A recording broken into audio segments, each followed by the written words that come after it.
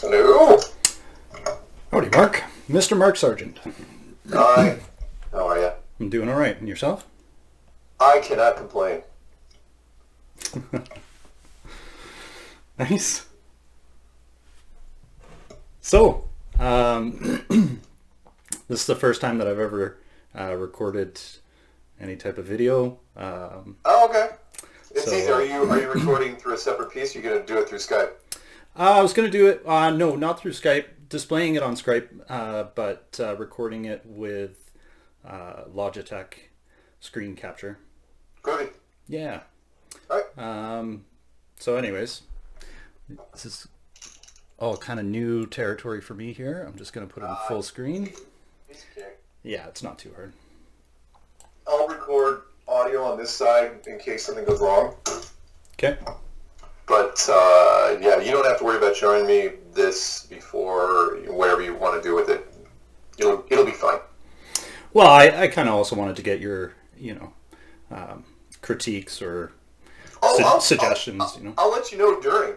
Yeah, for sure. Yeah, I mean, most people don't edit much. I mean, I don't know how much you want to release, but in fact, you could even, release this part that we're doing right now. It's not going to make much difference. As a matter of fact, people kind of appreciate the authenticity of it. So whenever, like if I'm doing radio stations or something like that, and we're in the background with producers, talking about stuff, I'll release that just because people will say, oh, wow, it really is, it's not, that way it doesn't come off as theater. Yeah. So, yeah. Anyway, so what do you got for me?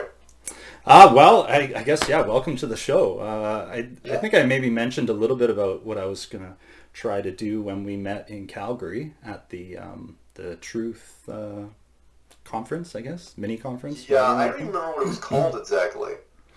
Was it Truth Quest Calgary? I think so, yeah. Yeah. And it was Sarah Stewart. Sarah Stewart that put that on. Yeah, it was a good event. I was really glad that I could make it out there. Kelowna's only a 6-hour drive, so nice. It's not too bad. Yeah. Nice. Yeah, it was fun. I really enjoyed it, and I got a chance to spend time with Sarah, and she helped edit the first draft of my book. Oh, right on. Which just came out. So that was fun. She's really detail oriented. I mean, I've never seen anyone put on a conference and be absolutely unshakable. Yeah. I mean, things could go. I mean, the place could have been burning down, and she would have been cool as a cucumber. So that was awesome. Yeah. Yeah. No, it was a good time. Yeah. Yeah. I mean, the highlight of my trip going there was obviously to meet you and. No. I'm just a guy. Seriously. Yeah, I get some weird opportunities thrown my way, but other than that, I'm not even just a guy. I'm a weird guy. Well, I can relate. I think we share some similarities. We're both techies. We've always been into the conspiracy theories. I guess we have to still call them theories, right?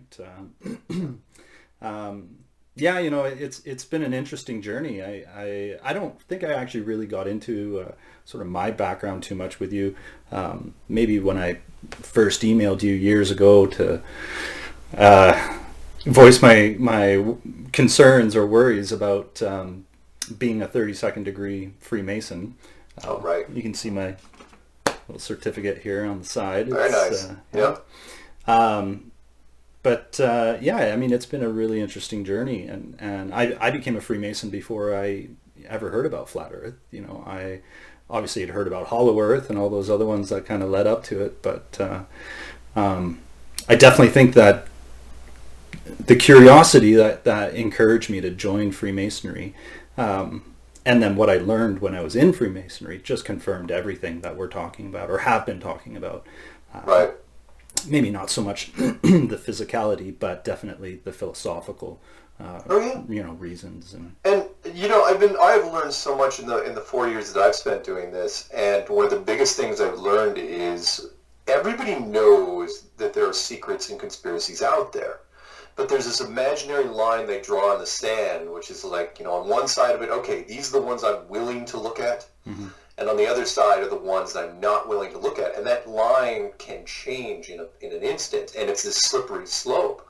I kind of push on the naive nature of most people when I say, look, you know there's conspiracies in business and politics and sports and entertainment and even journalism and science, and they're talked about every day. But the mainstream media won't call them conspiracies. They'll either call them scandals or they'll call them tragedies if somebody dies. But you know they're conspiracies. I mean, the clinical definition of a conspiracy is when 3 or more people conspire to commit a crime. Happens all the time. People get convicted of conspiracies in court. I mean, one of my running jokes is, if you commit a bank robbery, you're charged with armed robbery. But if you and 2 of your buddies do a bank robbery, you're actually charged for 2 crimes. One is committing armed robbery, and the other is conspiracy to commit armed robbery, because you all were in on it. And it just blows me away. It's like, look, you know there's conspiracies all the time, but there's sanctioned and there's unsanctioned. You know, sanctioned would be like Enron.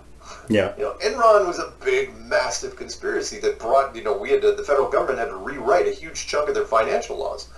But JFK isn't a conspiracy.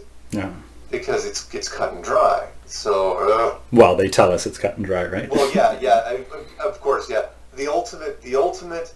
Not only was it a lone gunman, like the first lone gunman, right? But the lone gunman was then killed by a lone gunman. It's like, that's great writing, right there. That's solid plot.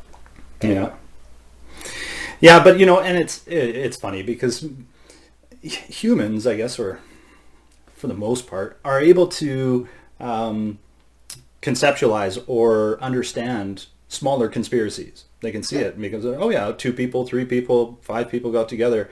But then when you start getting into the bigger conspiracies, you know, the ones where it really takes a lot to wrap your head around, like, wow, how many people are lying about this? And then it comes down to the whole why. Why are people lying about this? Why would you lie? Right. And I've been really interested, obviously, like I talk about flat earth and a lot of this stuff with anybody and everybody. I really don't care anymore. But I'm interested in how people react to it. And for the last 4 years, I've been documenting inside of my own mind, just people's reactions. And I'm sure that you must have, thousands of different experiences with people, how they react to the information the first time they've heard about this, or how people react when they keep hearing about it. Tell me, there's a couple of... two different, and I know there's thousands of potential reactions. And yes, you're absolutely right. I've dealt with hundreds, if not thousands. I mean, hundreds of people in person, thousands of people via emails, and maybe thousands in person. I don't know. Honestly, I've lost track. But there are 2 types of things that happen. One, of course, is the 5 stages of acceptance, which for those people that are listening, and it's pretty standard. When you're hit with something really, really jarring, whether it be that you find out your parents are getting divorced, or you're adopted, or somebody has died that's been close to you, you go through these 5 stages of acceptance. And the first 2 are immediate, and that is denial, and then followed by anger, followed by bartering, followed by depression, and then finally acceptance. And that is the big thing that I run into on a regular basis, is that it hits people so hard, the initial reaction, you've seen it many, many times, whereas they say, no, BS, no way, no. In fact, again, the line I love so much from George Orwell, which was, he's not a flat earther. When he asked people, he goes, you could ask anyone on the street how they know it's a globe. The first thing they'll tell you is, you talk about, we know. Yeah, everybody knows. Absolutely know. And when you push them on it, they get angry. And that's immediately denial going into anger. Again, fascinating, because he was posing that question back in 1946. Yeah. That was 12 years before NASA was even founded.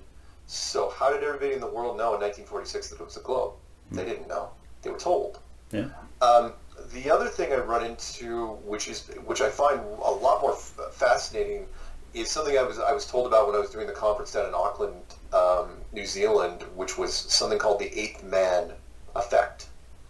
which is if you hear something, and Flat Earth is notorious for this, if you hear something just happenstance while you're walking through your day from 7 different people, doesn't matter if they're friends of yours, you just hear it off in the background. Somebody could be talking about it at a convenience store, or somebody you don't know. 7 random people bring up a topic to you.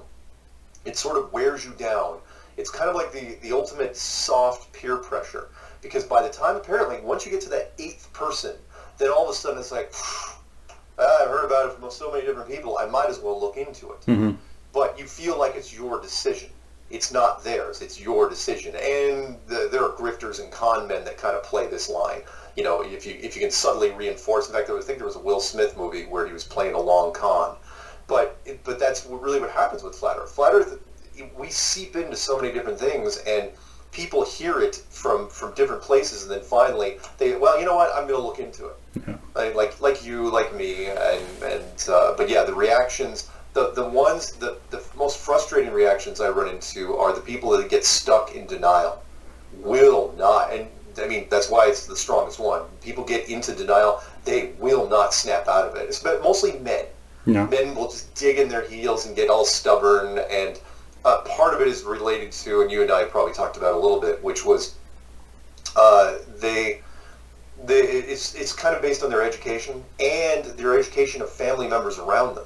So if they have brothers or sisters that are tied to the aerospace industry, or they have if they have a master's degree in anything, they are not coming out of it anytime soon. Yeah. Now, if they have their bachelor's degree, they can get bent out of it pretty easily. I have seen some people with masters and PhDs come out of it, but yeah, the power of denial is amazing. And you've read in the comment sections. If anyone wants to check it out for themselves, just go to any comment section in any video that talks about Flat Earth. The big one that came out this week was by Jubilee Media. They've got like 3 million subs, and they did a debate down in Los Angeles, shot it months ago, and where we had 3 of our Flat Earthers versus 3 skeptics and science people. Yeah. And this thing's it's not even a week old, and it's got 50,000 comments. Wow. I mean, it'd take you a long time just to go through the comments on this. And that's what happens with every video that talks about Flat Earth, which is one of the reasons why people do videos. Because you want to generate, producers have told me for a long time now, they said it doesn't matter whether you love or hate a topic. As long as you're engaged in the topic, that's all that matters. Yeah. In fact, they love kind of an even split. They love to have just people battling it out over the same thing, and that's what you get when you talk about Flat Earth. Oh, yeah. When you go into the comments section, in fact, from what I understand, you get at least 5 times the normal amount of comments you would get on any other video. And I've seen this from little channels with 50 subs all the way up to people with millions. I mean, and that's a reinforcement. They're like, wow, look at the discussion. Of course, it's a bar fight down there. Oh, yeah. But still, it's like, wow, this is really great. We should make more Flat Earth videos. And now, of course, it's just crazy. So yeah. Those are the most similar reactions. Men are stubborn. Women tend to be more open-minded. Yeah. So they get it a lot faster, or they're willing to. Mm-hmm. No, I've seen women that's like, yeah, I just don't want to deal with it. Mm-hmm. But they won't. I've seen very few women that'll actually just dig in their heels and say, no.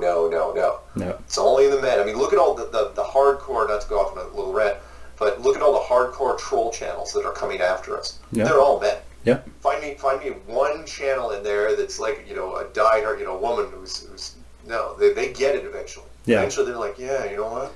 Not terrible. Well, and I think women generally are kinder, even if they may have opinions one way or the other, they're less likely to just go off on a complete tirade and be so offensive like a lot of men are.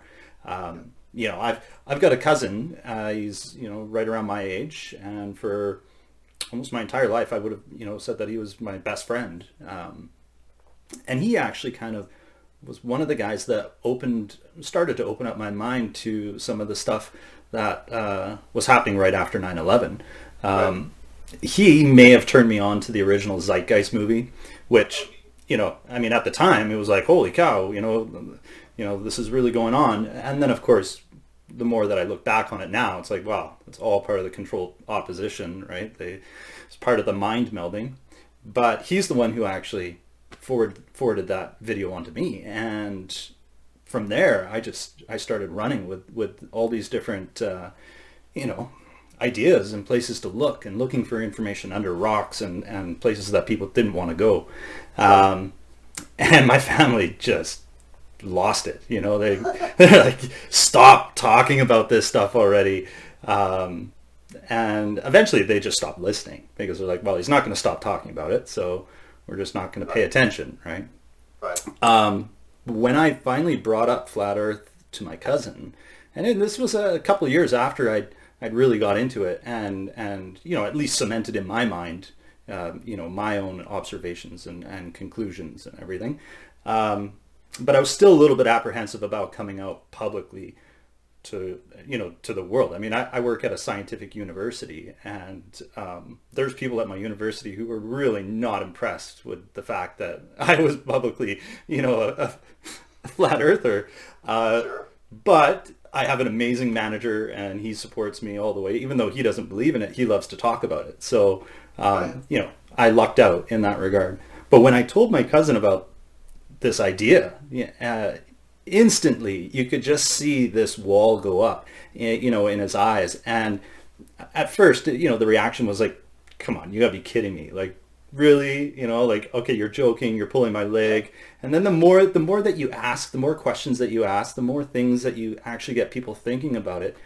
Yeah, instant defense mechanism goes up. And from there, it just turns into a complete verbal assault. And I mean, Right. the things that were said, I was like, holy shit. Like, I wouldn't even say this to somebody that, like, if I didn't like somebody, I would just not talk to them. I would leave. I wouldn't waste all this energy to say all these horrible things. And I can see why people do it, is because they're afraid, at some level in their core, they're afraid of their inner child, their little, intuition that they've pushed down and replaced it with this ego. And then when that inner child wakes up later in life, it's like, hey, remember me? There's something else going on in the world. Yeah. It freaks them out. It freaks them out so much that that you can't reason them with them. And these are intelligent people. They could see it. They just simply choose not to. And then they do the pack mentality thing, where they'll pull in people around them. Hey, did you hear about this guy? He's a flat earther. Isn't he crazy? And they just try to turn everyone on you. So there's no reasoning when you come on onto those people. You cannot get them to reason with you. Yeah, you're absolutely right. Two quick things there. One, of course, denial is amazingly powerful. And by that I mean, so you remember the documentary Behind the Curve, which came out. The director to this day, and I listened to an interview that he did not that long ago, to this day is convinced that I don't actually believe in it. That's the part. I mean, he spent 7 months with me. I went to to film festivals with and with them, and went through the whole gamut, and he's convinced himself that it's like, well, no, but straight out of denial. He just won't get past. Like, no, he can't. It's not that I don't believe it. He can't believe it. Yeah. No one actually believes. He doesn't believe that anyone believes it, even though he's sitting there, in an audience with hundreds and hundreds of people, and he watched the speakers and he spent time with all these people. It's amazing. And you're absolutely right. These are intelligent people, but the big reason why they fight is because it's different from any other conspiracy. Mm-hmm. Meaning, there are secrets you can hide in the desert. You can bury secrets. You don't want to think about JFK? You don't have to think about JFK. Yeah. Who cares, right? It doesn't affect you. It's not going to affect your life. Yeah. However, if you tell people, it's like, oh yeah, by the way, the world you're standing on right now is not what you think. Yeah. I mean, that is straight out of the Matrix. I mean, it was one of the few things in the Matrix which I thought was absolutely spot on, which was when they showed Neo. It didn't matter how they were going to show him. It's like, oh yeah, by the way, they throw him into that first simulation. It's like, here's the Matrix. And he comes out of that thing swinging. Yeah. Because he's so angry. Yeah. He's like, no. Literally denial and anger. They thought he was going to have a freaking aneurysm and die. I mean, most normal people would, right? They would. Mentally, they just wouldn't be able to take it if they were just all of a sudden presented with all of the reality of the world right in front of them, or if, there is a God and he pulls back the heavens and all, like, how many people do you think are just going to literally just crumble? Like, oh yeah, they would have no idea what to do, and which is why that was such a great line. The follow-up line was, "There's a reason why we don't free minds after a certain age." Yeah. Because seriously, the human mind is kind of like cement, which is it hardens over time. Yeah. So when you get to a certain age, it's tough. I mean, there's a reason why senior citizens we do not have a big senior citizen population in the flat Earth. As a matter of fact, the U.gov survey proved that out, which was that, the British survey, they polled 10,000 Americans. It was a British group. Mm-hmm. And it just one of those questions. It's like, well, what's trending? Let's ask them about flat Earth. And as they went younger and younger, the numbers got higher and higher to when they got to the 18 to 24-year-olds, which was the youngest group. They was tracking, I think, 34%. Wow. Globe skeptics. That's huge. That is a monstrous number. Yeah. But when you were up around the 65-year-old rate, I mean, come on, that's so reinforced. These are the people that actually were alive during Apollo. Yeah. And, they watched it on television, were so proud, tears streaming down their eyes. Like, oh, America's the greatest. Yeah. And but what am I supposed to do with those people? And let me throw one more out you, which is the big network. One of the big networks in the United States is CBS. And like ABC and NBC, there's CBS. And they skew older. And so when they ran a Sunday morning show called CBS Sunday Morning with Jane Pauley, and they made us the cover story, and it was trending on YouTube. It was #1 in the flat Earth category for months, and that was the one where Patricia Steere was interviewed. Something went wrong, and all of a sudden they pulled it. They pulled it off YouTube. They pulled it off their Internet archives. They're not going to rerun it. It's gone, right? And the reason, I knew full well what the reason was. There's somebody, one or two people, probably did a handwritten letter, sent it to the studio, and some producer read it. It's like, oh my God, we're going to lose 9 people from the Church Muffin Club in Indiana. And that was it. But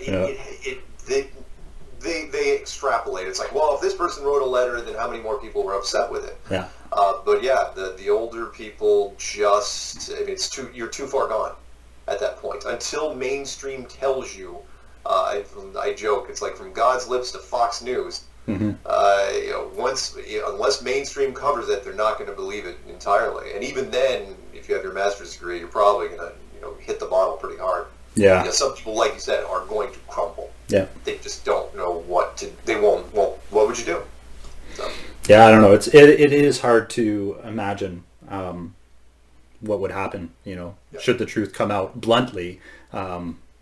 Maybe this way it's coming out in pieces, and maybe that's what we're doing, is trying to soften the blow. I've whenever I talk to people about this kind of stuff, it's never. I always. I'm really clear, and I say, I don't want you to believe anything that I say. I don't want you to walk away from this conversation and be like, oh my gosh, the world is flat because Dan told me all this stuff.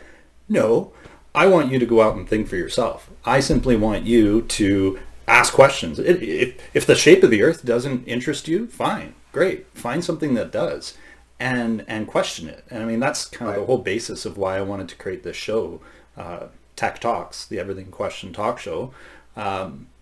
It doesn't have to be just about the shape of the earth. I mean, it can be about anything and everything, whether it's local events or world events. Just question stuff, and don't be afraid to rock the boat. Don't be afraid to color outside of the lines, and of course, don't be afraid to be wrong. We all have to be willing to change our positions on any of these topics. Should we be presented with new information that disproves a previous assumption, or. So I think that maybe that explains why people are reluctant, is because people are afraid to be wrong. And when they've been taught something and they've spent all this time and money and they've got these educations and letters behind their name or in front of their name, when you come along and you start questioning the reality, they realize that, wow, maybe none of this stuff actually really matters. And, and people will fight to the tooth, for that. So. Yeah, you're absolutely right. People, the old saying, and I don't know, it was Mark Twain. I mean, he gets credit for things I don't think exist, which was, people would rather believe the lie rather than, believe that they've been lied to. Yeah. And it's true. Nobody likes to be tricked feels stupid, the longer the trick is. And the analogy I give is, it's one thing when your spouse cheats on you, right? It's a whole nother thing when you find out they've been cheating on you for like 20 years. Then it hits you way harder. It's way deeper, and that's what we're talking about. This isn't just a surface level thing. This goes back. The reason I've had so much time to reflect on this. The reason why it rocks people so hard is because they all of a sudden, again, the comparison I do is to finding out you're adopted when you're like 30. Yeah. Right? Someone tells you, you can tell you, I guess like, oh yeah, by the way, I think you're adopted, right? And you don't, it means nothing to you unless the second you start believing it. And the second you start believing it, you all of a sudden do time travel. And you go all the way back to when you were the youngest. It's like, wait a minute, who were those people at that house? Was I in a basket? It's like, and it just ripples through, and it carries through. It's like, oh my, it just shakes you. Yeah. It's kind of like repressed memories when they get opened up through hypnosis type thing. It's never good. No. This is a reason why they're repressed. Yeah. And one other thing was that I kind of compared it to, and again, I don't know what they do up in Canada, but the American flag sitting in the corner of the classroom. Mm-hmm. Every classroom has a freaking American flag sitting up there in the corner. And it sits there for at least 12 years, until you get through high school. And at the end of those 12 years, after, some people actually subliminally join the military just based on staring at that flag. It's like, what am I going to do after graduation? Oh, hey, there's an idea. Mm-hmm. I'm going to join the military. Well, what's below that flag most of the time? It's that stupid globe model. It's always there. It's there for freaking 12 years. And after 12, people don't understand how much 12 years worth of conditioning, that does a lot to people. I mean, it's subtle, but you're engaged with it. It's like, oh yeah, spin the globe. You're bored. You're talking to people. You're spinning the freaking globe. And that gets to you after a while to where it's like, oh, where do you live? Oh, I live here, obviously. It's been sitting with you for 12 years, and I haven't seen anything else. Yeah. And everyone's heard about the flat earth model, but nobody, it's like, oh, I was disproven. Really? By who? Shut up. You're stupid. What? Well, I'd like to take it back, even a little bit farther than that. We start learning about the globe and astronomy and stuff when we're 10, but... Right. Let's go back to when we're 2 or 3 years old, and at least for a lot of North Americans and Western European kids, they are brought up believing that Santa Claus is real and that he lives at the top of the world where there's an actual North Pole, and then we find out, by the time we're 10, hopefully a lot earlier, but most kids, in that sort of 7 to 10 range. Right. We find out that our parents were lying to us this whole time, and so if they were lying to us about that, then what else are they lying about? And guess what? Now we're being taught about what the world really is, which is a ball and astronomy, and so it's kind of easy to see how the human mind has been conditioned right from birth. Right from diapers. Diapers to diplomas is what I say is the indoctrination camp, right? I use Santa Claus. I have used it several times in the past where I've said, people say, well, some lie, we don't lie on a big scale. I go, really? Show me a single news station that ever ran a story that said that Santa Claus wasn't real. In fact, they go the other way nowadays. I mean, now it's like, well, we've got our Santa radar tracker. Oh yeah, NORAD. NORAD's been tracking Santa since the 70s. I ran a story 2 years ago. I watched it on CNN. I was just stunned when I watched it, watching CNN with Wolf Blitzer saying that Santa that year was going to be escorted by F-18 fighters. I remember that. And the Pentagon, they had the Pentagon correspondent. They were talking, and no one was breaking character. I mean, they kind of broke this little smile at the end, but they went into it so far. They said, oh yeah, other nations are angry. The United States has a monopoly on Santa Claus and all this stuff, and what are the ramifications? And they treat it like an absolute legitimate story. I'm going, wow, okay, and so people wonder, and I used it. I cut that clip out. It's like you wonder, yeah, you're absolutely right. The conditioning starts from freaking day one. Yeah. And once you're old enough to think, look, it's a world of deception. Yeah. It always has been. We lie about everything all the time. It's what we do. And so when people say, well, in fact, let me end this part with this, which is when I was in Belfast during street activism, and I love this. I was talking to this heavy duty science girl. Was this at the UK or the Europe Globe Live tour? Globe Live UK tour. Yeah. Right. I was doing street activism, and they took me up to Belfast, and I was arguing with this girl, and her blood pressure, I mean, her cheeks are getting so red. I think I remember seeing that clip. Yeah. I said, I said, so science, I got her finally, it's like, so science makes mistakes. I go, yeah. And she goes, yeah, they make a lot of mistakes. I go, but not about this, right? And she goes, no, science is 100% sure on this one. And it's like, So they can make mistakes about everything else, but not about this. In fact, I wrote this into my my 2019 speech. It was something I added recently, which, and I didn't, I'll tell you kind of a version I don't use because people, it just freaks them out. I say, so when we talk about like the Loch Ness Monster, right? Yeah. The Loch Ness Monster is basically just dinosaurs that are dinosaurs swimming around in a lake somewhere in the UK, right? And you say, and I say, are there dinosaurs? And then you say, no, of course not. And I go, really, why not? And you say, well, because they've been extinct for at least 100 million years. I go, okay. So tell me about the coelacanth fish. Exactly. And, the coelacanth, C-O-E-L-L-A-canth, C-A-N-T-H, fish. Dead as a doornail, dead for 70 million years. Fossil records, every freaking, in fact, I'll use the line from Men in Black. Every single person knew that it was extinct for 70 million years. In fact, you could have asked every scientist back in the day, stake their career on it, and they absolutely would have done it. It's like, well, there's the fossil. It's obviously dead for 70 million years. Yeah. And then they caught one in a net off of South Africa. And then another one in Madagascar and Mozambique. And then finally National Geographic sent the cameras down, and they had divers swimming around with it. You can watch it on YouTube all day long. Yeah. The question is, how did they screw up that badly? That was one of the biggest errors I've ever seen. In fact, they had to make up new terms for the fish. They had to reclass it. It's like, well, it's a living fossil, and it's in an evolutionary state of stasis. Yeah. It's like, because it has, it looks the exact damn same thing with all those extra fins, looks the same thing as the fossil record.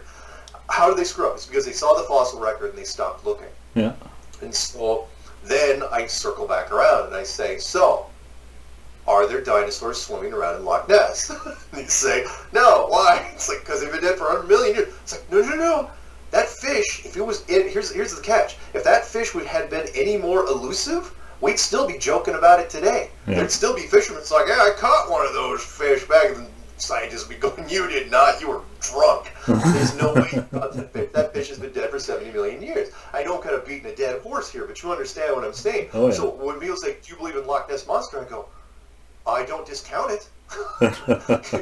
if there's dinosaurs that know how to dodge humans and it's a really murky lake, it wouldn't surprise me at all. Oh yeah, we have no idea how deep things go, what's down there. We have no idea. Let's go a little further. Every time, this is the part that bugs me more than anything about science, and that is, it's absolutely incorrect until they're proven wrong, and then they claim that they put their stamp on it immediately. The giant panda was a myth. Yeah. The giant anaconda was a myth. And of course, the best one of all, which is the giant squid. They have still never, ever caught a giant squid. Ever, because they swim at freaking 4,000 feet down. Even our best subs can't get these things, right? Yeah. But it has a natural predator, which is the sperm whale. And the sperm whale eats these things from time to time. And then the beaks, which don't get digested, and of course, who catches it? Not the scientists, but the whalers. Yeah. It's like, look at the size of this freaking beak, right? Yeah. And the scientists are like, huh, look at that, I guess it isn't a myth. Because up until that point, it was the freaking Kraken, right? With people's ships, and he's like, oh my god, that thing tore things down and killed men. And it's like, whatever, you guys are drunk, drinking rum. It's like, no, which is why my statement, which I still stick to, is like, science is only right until the day they're wrong. Yeah, that's right. Then they just move the goalposts. Yeah. It's like, oh yeah, by the way, the giant panda, that's a thing now. It's like, you bastards. It's like you were making fun of everybody that said that thing was a myth. And the giant ant, the snakes don't get that big. Yeah, they do. In fact, I'm a full believer that there are species out there that scientists and researchers run into, but they're so freaking lethal that they don't ever get to report it. It's like, wow, look at that. That's a cobra, 30 feet in the thing. Jim? Uh, Right. That's it. Nobody gets to report the cobra. They Yeah. all got eaten. Yeah, right. Oh, that's funny. Sorry. Well, I mean, What else you got? I grew up in India when I was a kid. I had a really different background. I mean, my parents are really different. So I was fortunate. I was really fortunate that I got to grow up overseas. And I grew up in India, and I think it was actually my first full day in India, in Delhi. And I was 10 years old, running around in some field, and Oh, man. I jumped over what I thought was like a log, and then just kept running. And then all of a sudden I hear screaming, and I turn around and I could see my mom, way off, and she's jumping up and down screaming. And the lady that we were there to meet to talk about renting a place was jumping up and down screaming. Turns out, yeah, king cobra, just massive thing, and just shoots straight up, and they're up like the height of your head, like they're huge. So I just kept running. And they're fast. And Oh, they're so fast. And Oh, yeah. it's one of my favorites. Is there's a wonderful. You want to look up a fun conspiracy story? Look up the myth of the Goliath cobra, No. which is a massive cobra with a head the size of a horse, and that some helicopter pilots in the 50s were flying over an area. They looked down. It's like, what the hell is that thing? Yeah. Because it was fast. Yeah. On top of it. I mean, you can imagine, right? Because this thing would be faster than any human. Yeah. And it's like, yeah, any lone person runs into that. And it's like, yeah. So there's a reason I think why that's not in the books right now, because Yeah, it's funny. It's good enough to catch one. Have you ever been up here to Kelowna in BC, the Okanagan? No. No. I've not. So we have our own version of Loch Ness monster here. It's called Ogopogo. Oh, I have heard of this. Yeah, I have heard of this. yeah. I mean, they've got a statue of this thing, right down by the water. And again, yeah, it's a children's myth, right? But there are people out there swear up and down they've seen it. There's people that have got crappy video that shows weird things on the water, ripples and stuff. But same kind of idea. Yeah, it's a big sea monster, sea serpent kind of idea. Yeah. So Why the hell not? Yeah, why not? Again, just because it wasn't caught and dissected in a lab doesn't mean it's out there. Yeah. Look at the Billy ape. That's a new one. That one's from like 2015. It's a 6-foot tall chimp that happens to be really, really shy of people, and it's a really good climber. And they found a dead one in like a village. They thought it was like a person at one point. It's like, what the hell is that thing? And then they start looking around. It's like, holy smokes! There's 6-foot chimps running around. And Wow. yeah. So the sea serpents, I absolutely believe in those. Yeah. Things that are up there. I mean, hell, you want to look up another one which I saw just recently, which was and it's not a species. I just think it's one of those weird, like, you've heard of like catfish, that they grow to be like monstrous sizes for whatever reason. Yeah. It's like the catfish gets stuck in a lake. Yeah. It just keeps growing and growing and growing. There are species out there. So there's one. Look up the deep blue holes of the I think it's Caribbean, where these super. It's part of a tunnel system where they have that wonderful light blue water and these super deep blue holes which go down into these underwater caves. Yeah. Well, what I didn't know was that the octopus in that area, the female dies during childbirth and the male dies during conception, right? Wow. However, if neither thing happens, you just have a solo octopus. Apparently, they can keep growing, and so there have been stories of freaking very large octopus swimming through these little cave things. Yeah. Either got lost or bored, or who knows, why they're down there. They're just, feeding whatever. And no matter what, and they pop up these little lagoons because they're all connected. And it doesn't matter what's swimming there. Person, boat, Yeah. whatever, they will take these things down and really, really quickly, because they're not like sharks where they just eat you right then and there. Yeah. They pull you down to like a spot and then just kind of stuff you in a corner. Like Kind of like crocodiles, right? They'll save you for later. Yeah, they'll save you for later. Yeah. And but scientists, even this day, it's like, well, that's probably just a fish story. It's like, man, Yeah. it's just, you just don't get it. Well, there's big fish out there. This isn't mythical or legendary or anything, but have you heard of Nile perch? I have. Okay, so like I said, I've spent a lot of time in Africa. I'll see if I can get this picture to show up there. You see that that person standing next to that fish? Smokes. Yeah, that's a Nile perch, 240 pounds. And I mean, they're everywhere out there. That's You know, I mean, maybe not as many now because, you know, they get fished out. But yeah, we have no idea really what it comes. Science, again, the reason why I mentioned those things is because Neil deGrasse Tyson, you know, that famous quote, which is science is true whether or not you believe in it. Yeah. That's like, no, science is only true if it can be replicated. Exactly. Testable, verifiable, and reproducible. Like you have to be able to reproduce an experiment, and if you don't get the same results, then you have to acknowledge that you didn't get the same outcome. Either your testing environment wasn't exactly the same, or there's something wrong with the equation, or you know there's something else going on that you haven't factored in. But real science, physical science, has to be testable and verifiable. Otherwise, it's just theoretical. And if it's just theoretical, it's just pseudoscience. And I know, and yet they go down that road. I mean, especially when it comes to astrophysics. That's Yeah. oh, I mean, we've got people, a bunch of people, not thousands and thousands, but several thousand that are literally working on things like dark matter. I know. You know, and dark matter is like, what? No, it's your cure-all to everything. You have no idea what it is. It's just a name somebody came up with. Yeah. You know, you might as well call it the ether, which is fine, but you can't just say that. I mean, literally, there are PhDs out there, you know, getting huge grant money to try to see if they can come up with this. And no, yeah, well, you've heard me say it many times. Like, look, I can test the temperature of boiling water at sea level. I can test that. Yeah. The core of the Earth, you cannot keep showing these drawings to people and saying this is absolutely fact. And I know in the fine print in Wikipedia, they say, oh, we don't know what's down there. It's like, yeah, that's fine in Wikipedia, but nobody goes to Wikipedia. They all look at that stupid drawing. Yeah. Well, they look at their textbooks in grade school, and they believe that they're being taught facts because that's what they're being presumed as is facts. There's no little, side notes under each picture saying, well, this is just an artist's rendition, or, this is just made up imagination based on what we think it could be. No, they're saying this is what it is because, well, we're not really going to look at anything else. Right.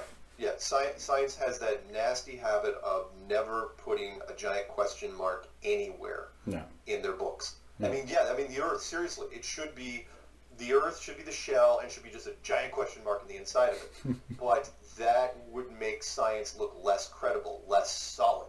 Yeah. And so it's like, no, let's show these perfect 100 or 1,000-mile thick bands. It's like, really? That's what it is? And they'll show a movie called The Core where we break it all down for you, exactly what it's like. Yeah. In vivid HD. It's like, what? Yeah. The core, that's when they drilled through that with that worm-like drill to set off nuclear explosions inside to restart the... Yeah. Oh yeah. That movie is not necessarily aged well for me. And I enjoyed that movie when it first came out. Oh, for sure. It was really cool. Yeah, it was exciting. The shell of that particular craft was made of unobtainium. Yeah. Which was interesting because that's why they stole that name and used it in Avatar. That was the mineral they were mining in Avatar, was unobtainium. Yeah. It's like, wow! You didn't even wait 10 years before you stole that one. Awesome. Anyway. Before we kind of change topics a little bit here, I wanted to get your opinion. So I know sometimes when you did your shows with Patricia, who we all in the community missed greatly, but we hope she's doing well. You guys would occasionally have a drink on the camera on air. Is that something like, I'm asking you sort of, from experience, do you have to worry legality wise? Can YouTube say, oh, we don't promote people drinking stuff on camera? That actually never came up, mostly I think because we did mixed drinks. Okay. So you couldn't prove one way or the other. We didn't have any branding. Although I'm pretty sure I've seen people drink beer on air for different shows, and they don't catch any grief for it. I've never seen alcohol get people in trouble. Well, I mean, I suppose you could if did a binge or something like that. We only did it because she liked the whole cocktail hour thing, and she only drinks one drink anyway. Yeah. Freaking lightweight. But no, we never got any trouble. I mean, I've gotten just about every other thing thrown at me at YouTube.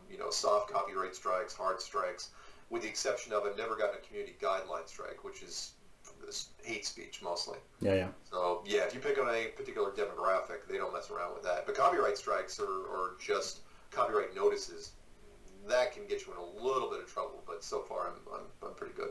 Mm-hmm. Well, the only reason I was asking is because one of the ideas that I had for this show was to possibly promote different types of tequila. Tequila is my type of drink, and the show, the acronym is TEQ, or TEQ Talks, and tequila starts with TEQ, so it was an idea I had, possibly to get my parents to send me up some bottles of tequila from Mexico, not the store-bought stuff that you get here, but the real stuff, that you drink. You just can do it, absolutely. Yeah? You remember, the internet, especially YouTube, it's not network. Yeah. Network has some rules they have to follow, but YouTube, not so much. Honestly, the only thing they really care about is heavy copyright material, so you don't broadcast sporting events, or porn, or hate speech. That's all they really care about. Yeah. As far as all the other stuff, oh god, pretty much the sky's the limit. What about music? Music you can use. You can use, so I've never gotten, and you know me, I've used so much copyrighted music. For different things. What they'll do though, because the detection software in YouTube is really good now, you won't get any nickels for it if you're monetized. But if you don't care about monetization, go for it.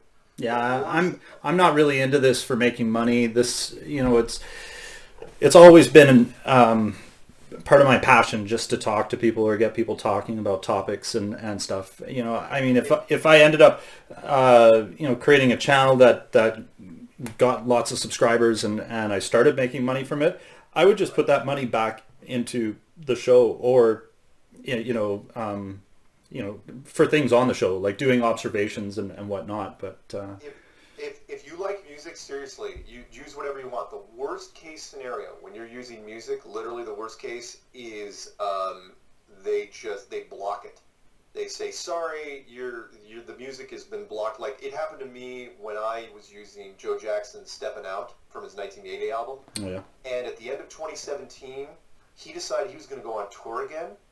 So he had his people go out and say, okay, we don't want to give it away. We're selling music again. So anyone that's using it, it's blocked, which means if it's on YouTube, you can't hear it. Now, all I did was I went in and stripped it and then used a cover version of Steppin' Out. Mm-hmm. But no, I use copyright music literally all the time. I love doing it. Mm-hmm. And all you do, you get scared when you first see it.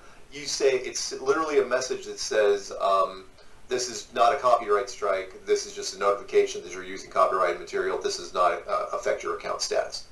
And it's the detection software. Literally, if the music is copyrighted, there's no way you can get out of it.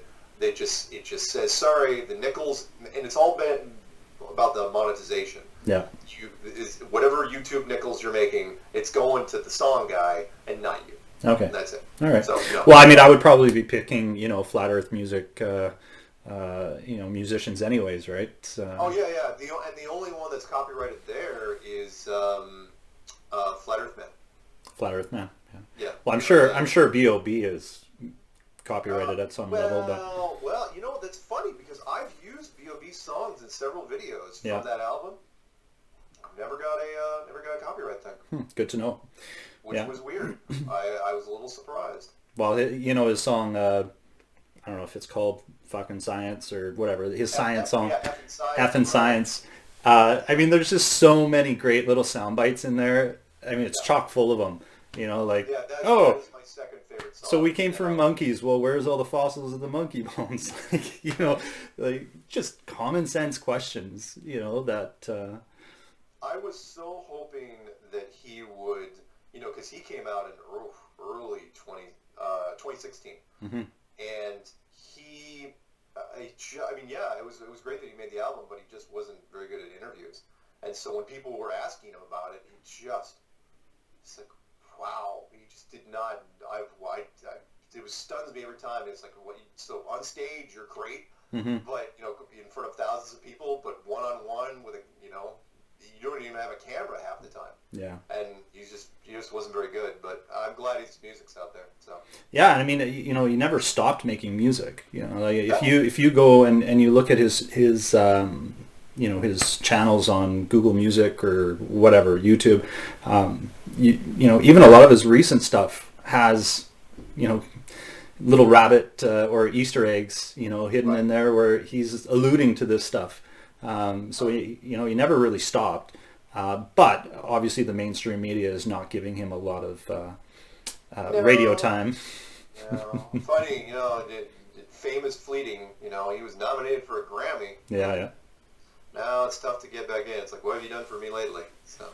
Okay, well, considering we talked about the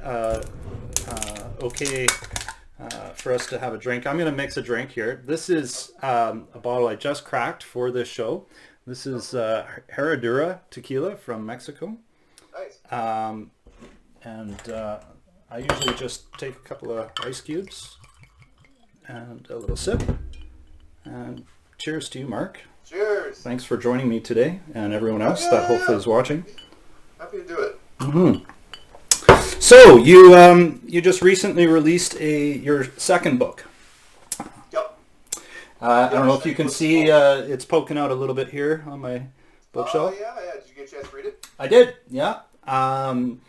It's good. I mean, obviously, I would say almost all of the content that was in the book you can find on your channels for free somewhere, right? And you were kind enough to read, I think, the first two chapters, at Calgary, or at least one of them. You read one part of chapter 2. Part of chapter 2. Calgary.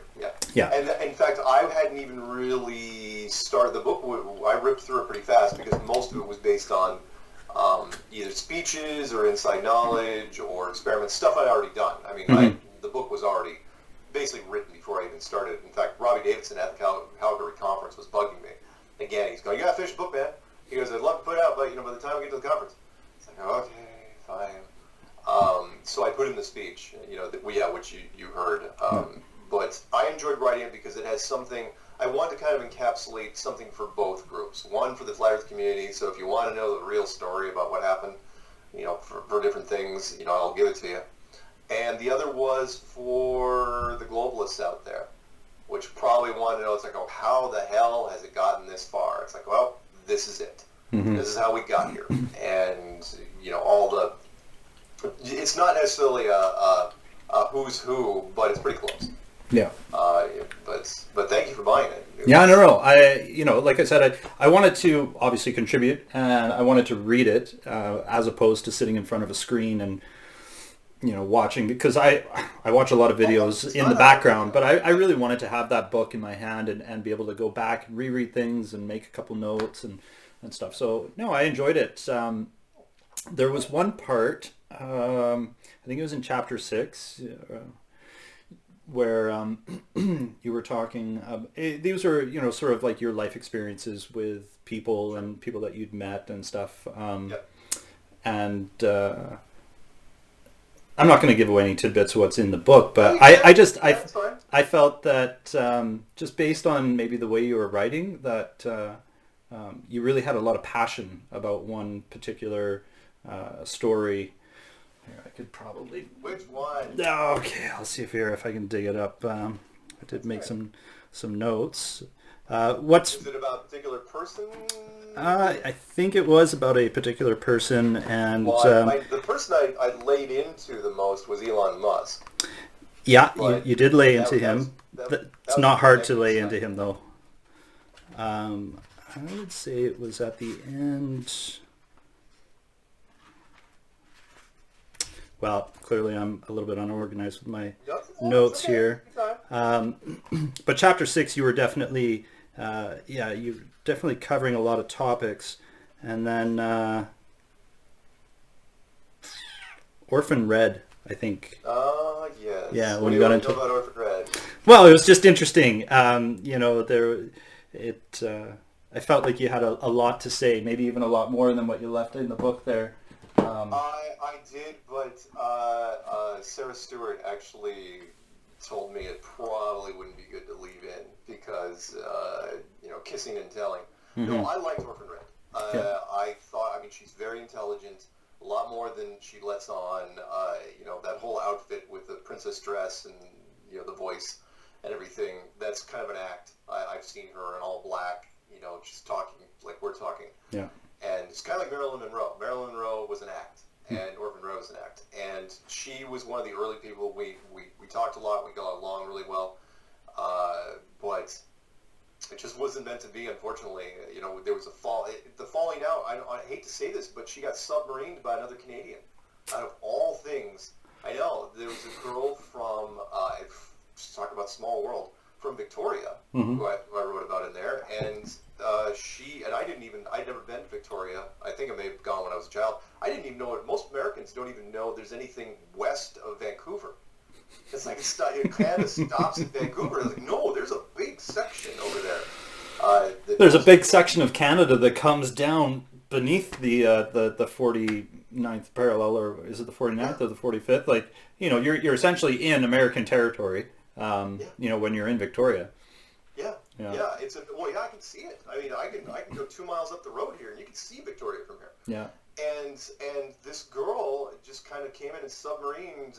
All took the wind out of Orphan's sails. She's like, hey, she goes, I work for a video game company, and I live in Vic. Can you want to come up and make flat Earth videos? She goes, I'm totally in. It's like, yeah. Of course I will. And so no, but nothing against Orphan. My only regret is I don't have more things I can recommend for her.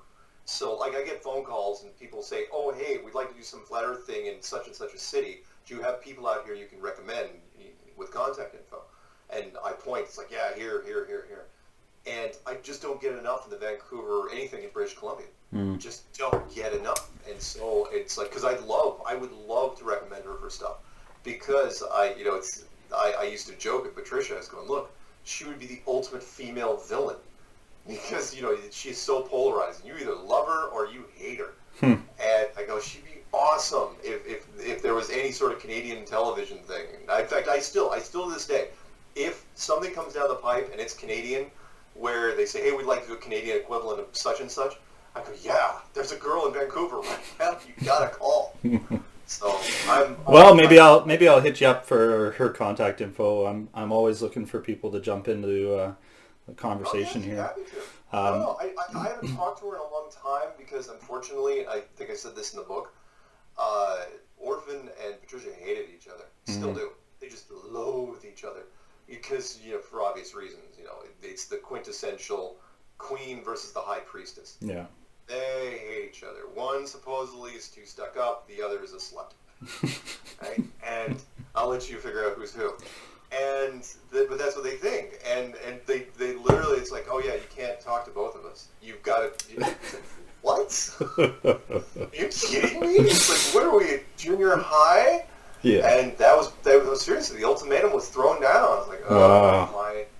So, whatever. And Patricia's going to be just fine. Yeah. I warned her, you've heard me say it, I warned her so many times, like, don't read the comments. Yeah. I go, there's a reason. I go, look, there's so many comments. I go, I would be in a fetal position every night if I read the comments. They're horrible. Oh, yeah, they are. Your self-esteem just gets burned to the ground. Yeah, it is. It's horrible how nasty people can be. When I first got into Flat Earth in 2014, my best friend, he presented the idea to me because he, I guess, had seen it on Facebook, and he was like, hey, have you looked into this?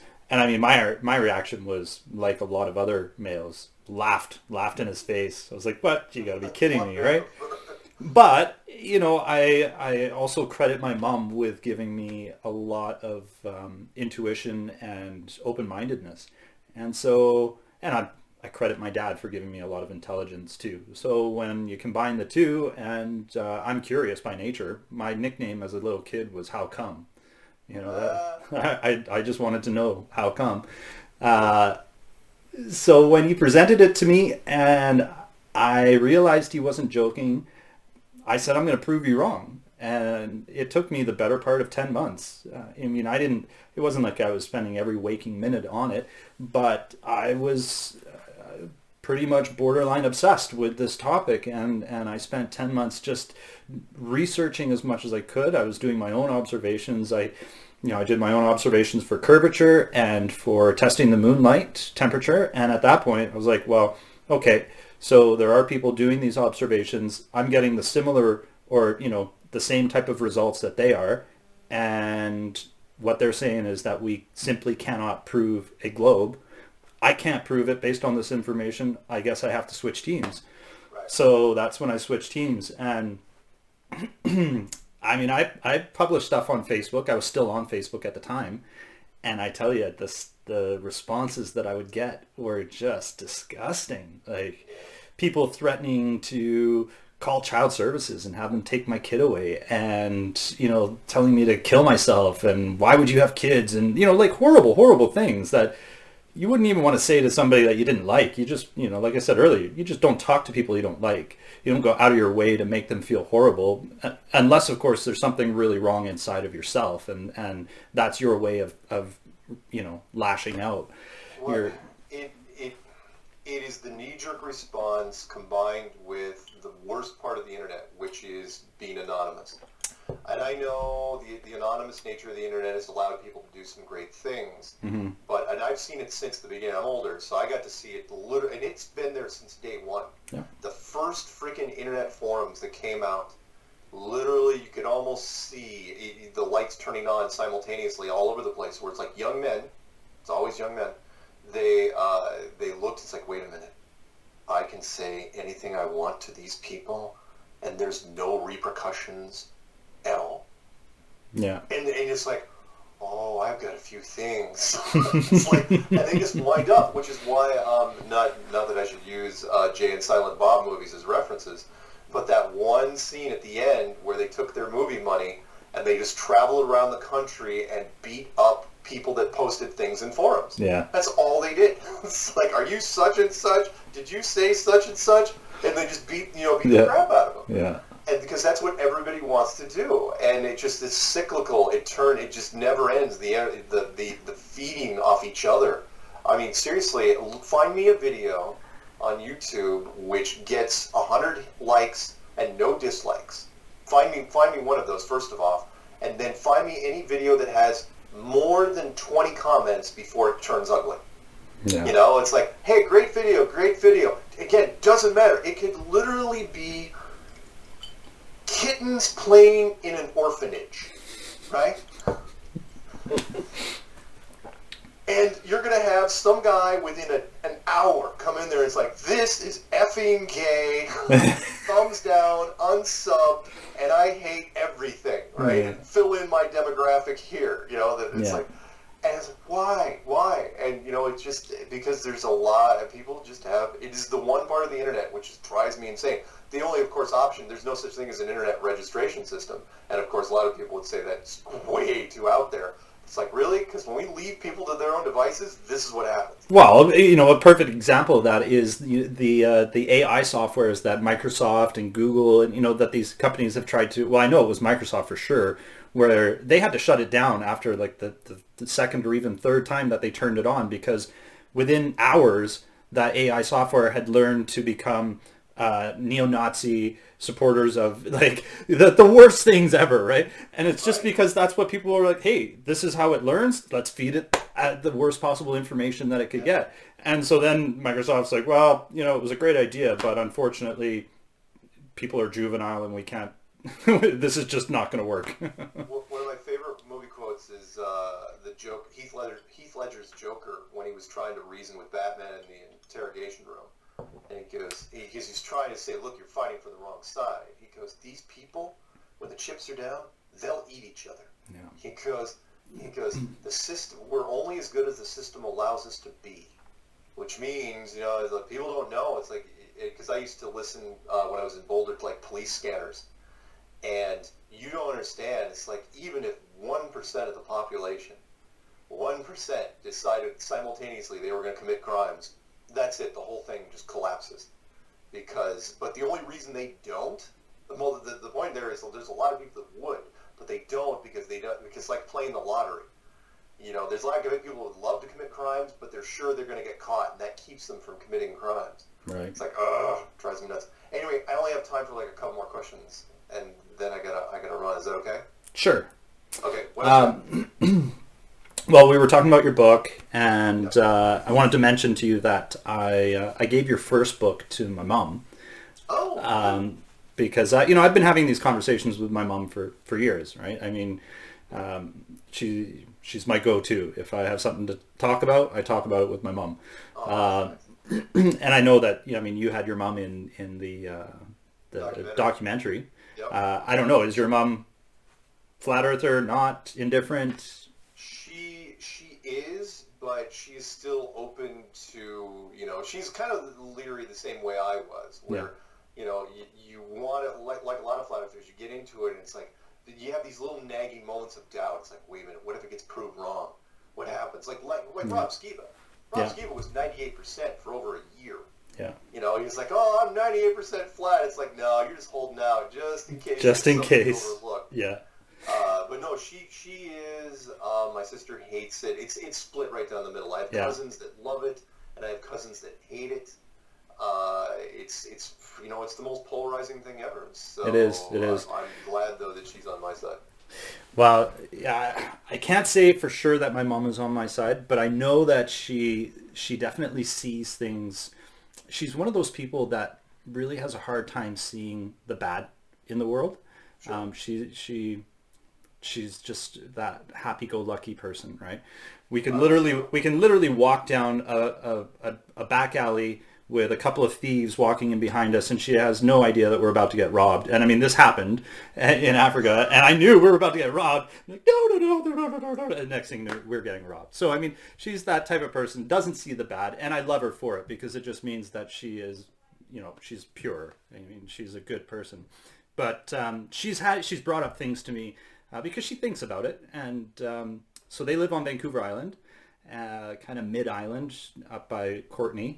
And they're on the water, and she messages me one day, and she's like, so how far is Mount Baker in Washington from here? I was like, okay, well, this is how you do it, Mom. You go to Google Maps, and you draw a line, and you figure out the distance. And she's like, okay, well, now would we be able to see that on a globe? I was like, okay, well, now the next thing you do is you go to the Earth curve calculator, and you put in the coordinates, and you're standing, let's say, 10 feet or 15 feet, from the sea level, and work it out, and then go to Wikipedia and figure out the height of Mount Baker. And right there, I mean, it clearly, it states you should not be able to even see the top of the mountain, let alone the whole mountain. And she says, well, I'm looking right at it. And then my response is, welcome to the flat earth, So she gets it. But her thing, I guess, she gets stuck in that denial phase, or the being able to conceptualize the enormity of the lie and why people lie about it. So I was just going to read you something here, because I asked her to read your book and then to give me some feedback. It was funny. She got about a third of the way through, and then she texted me, and she's like, I don't know if I can do this. He started going off about how what if the dome is man-made, and da-da-da, and what if there is no God, or what if the sun isn't real? And I was like, whoa. I think you maybe are misinterpreting, or you're, back up, read it again. So she did, and then she came back, and she's like, okay, maybe he was talking a little bit about, what could have been a hologram theory or other stuff, whatever. So I had to pull her back in, and she reread it. So when she gave me this feedback, I'm just going to bring it up here. Have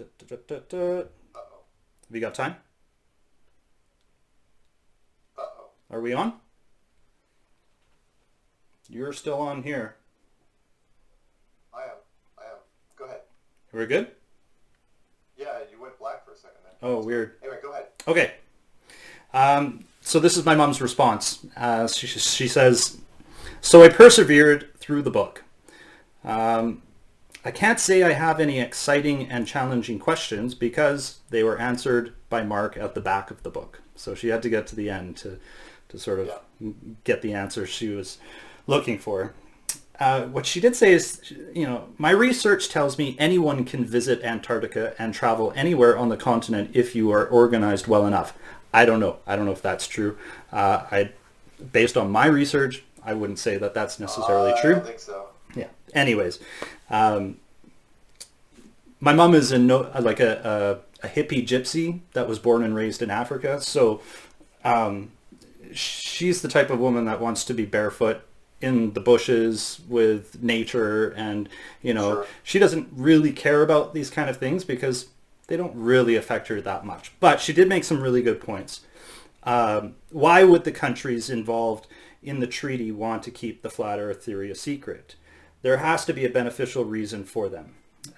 In the event that the world is flat and not round, I understand that scientists and governments would be embarrassed having to make an announcement that the world was flat and not round. But if it was announced with excitement that an error was made and we actually live on a flat earth, I don't believe the population would be discouraged with science. They would be blown away. It is all of the lies that would really upset the population, but I don't believe that's enough of a reason to hide the fact that maybe we live on a flat earth. So what she's getting at is that she still doesn't really understand why they would be hiding the truth. The last question I don't understand, what it means by deliberately hiding the firmament. So she was going on here about, how the firmament was rediscovered in the 50s, right, with Operation Fishbowl and them shooting up bombs and trying to blow through the firmament, right? Right. Again, I think she may have just been getting a little bit confused about what you were sort of referring to. Could have been. Yeah. So she says, I don't know, Daniel, this really is not my thing. As I've said before, I don't need to know if the world is flat or round in order to feel my connection to God. I am now curious to know what the truth is, but I'm not going to allow it to control my life and become my obsession. The one area that I do agree with is that the truth needs to come out if there really are billions and billions of dollars being wasted. And then she kind of answers her own question. She says, well, that could be the reason why these governments and people in power are too scared to allow the truth to come out. They have played a stupid game for whatever reason, wasting a lot of money, and now it's just become too big and too late to correct that error. The truth will prevail one day, and hopefully, we will know what that is. Sorry I couldn't have been more help. I hope you have other people that are working with you to answer these questions. Let me know how it all goes tomorrow. Good luck with it. Love you lots, Mom. So that's nice. Again, it's in her head. It is. That's all you can ask. Yeah. Because, again, as I try to tell everybody, it's like, I'm not here to convince, not here to persuade. I'm just here to give you a new idea to think about. You resolve it for yourself. Yeah. And I've seen it too many times. If anyone that comes back at you with questions weeks and months later, oh yeah, they're wrestling with it and they don't know what to do. And that's what makes me smile most of the time. I know that street activists, they get kind of concerned at first. Luckily, if you do enough street activism, you realize, like, look, they're not going to go away saying, oh my God, it's flat. They're going to go away as long as they're doing this. They're like thinking really, really hard. Then that's what it's worth it for me. Yeah. That's how it spreads. It's the easiest thing in the world to tell to people, but they have to resolve the ultimate questions. So yeah. I'm glad she got through it though. Yeah. No, I am too. Like I said, she's the type of person that's more interested in the spiritual world and not so much about conspiracies and governments, but it's still fun. It's still fun to talk about it with her and get her side of, the feedback. And I mean, she's in the demographic where not a lot of people in her age group are talking about this thing, right? It is, for the most part, younger people. So, Yeah, it's interesting. Definitely a very much different conversation compared to when I try to talk about this with my dad. He's a engineer and swears up and down that he's seen the curvature, and I mean he's done planar surveying, and I'm like, you've never done the other surveying that hardly anybody else in the world ever does, geodetic. So all of the surveying you've done and all the work that you do in AutoCAD is all based on a flat, motionless Earth, right? But yet you believe in it, vehemently. Like he I mean, it's never come to fisticuffs, but it's come to pretty aggressive conversation saying, I don't believe any of the scriptures, and I'm a scientist. I believe in science, and there's no way that I could ever, chip away at that, because there's no desire on his end, to question it. So that is really what it comes down to. Like you said, it's up to those people to form their own questions and their own observations and come to their own conclusions. And it doesn't matter what you believe in, but for the love of God, believe in something. Don't just let people, control your mind into something that you have no way to question. And you're absolutely right. For every one of him, there's 10 dozen people that are waking up slowly but surely. Yeah, they are. I have firm belief, that I've seen them. I get emails from them. I talk to them. They're out there. Yeah. But they're still in the closet because they're afraid of what might happen if their peer pressure group gets to them. But one day that will shift. Yeah. When it'll be actually easier to talk about it than not talk about it. Yeah. Do you want to quickly plug the Flat Earth International Conference? I know that you're going to be in Dallas. The big Flat Earth Conference is coming up in Dallas, November 14th and 15th. I'm opening the conference, but everybody that you can think of is going to be there. Rob Skiba, Globebusters, Jairus and David Weiss, Nathan Thompson, so on and so on and so on. But there's tons of people that are going to be there, and it's a great time. Anyone that seriously, if you haven't been around a group of people that are into Flat Earth, it's one of the most amazing experiences ever because there's no judgment. All the peer pressure is gone, and it just turns into a big pep rally, and nobody sleeps. Yeah. So. And I mean, is it fair to say that it's not just flat earthers that are invited, but that Globers should go here too? Calgary, where you get plus ones. Yeah. And that is, you get people that get dragged. It's like, I'm going to invite you to a conference, but I'm not going to tell you what it is. You want to go? Yeah. Sure, why not? And so, I run into those people all the time where I get introduced to people. It's like, oh, yeah, he's my plus one. Or she's my plus one. It's like, oh, so you got dragged into this. It's like, yeah, man, it's really weird. So, but we're open. I mean, Flat Earth is a really happy group. So it is. I'm excited to meet everybody again, and Dallas is going to be a really, really great time. Yeah. Hopefully, I hope to get there. It really depends on whether or not I can swing it with work and parent life and dog parent life and all that kind of fun stuff. Great. If not, catch the streaming service. For sure. It'll be a blast. Yeah. But I'm not going to sleep for a few days. That's for sure. Yeah. So. Any other notables or anything else you want to throw out there? Well, of course, Karen's conference. Oktoberfest or Flattoberfest? Yeah, Flattoberfest. That's day after tomorrow. Mm-hmm. And then but Dallas will wrap up the end of the year, and then of course there's a big mainstream media project which I can't really talk about. That's because I haven't signed the NDA yet, but I don't want to jinx it. Mm-hmm. And that shoots in all over the place. And then I've got an interview with London Real, which should be interesting. That's one of those big podcasts over in London. And what's interesting about that is they've done several Flat Earth segments, including talking to one of our astronauts, Terry Virts. Oh, wow. So I will be on there with the other side, and I'm curious to see how that'll go.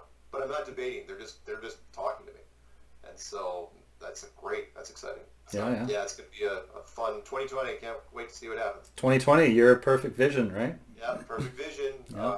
What's the Roxanne came up with it? So you've heard of the MAGA hat? Now, Flat Earth 2020, the mega hat, make Earth great again. Yeah. All right. Oh, that's good. Thank you so much for having me on. Yeah, thanks for working with me and pleasure. Yeah, I look forward to what's coming down the pipe next with the Flat Earth community, and hope to see you in Dallas, and All right. keep up the great work, Mark. Thank you. Hopefully we talk again. Yeah. Have a good one. You too.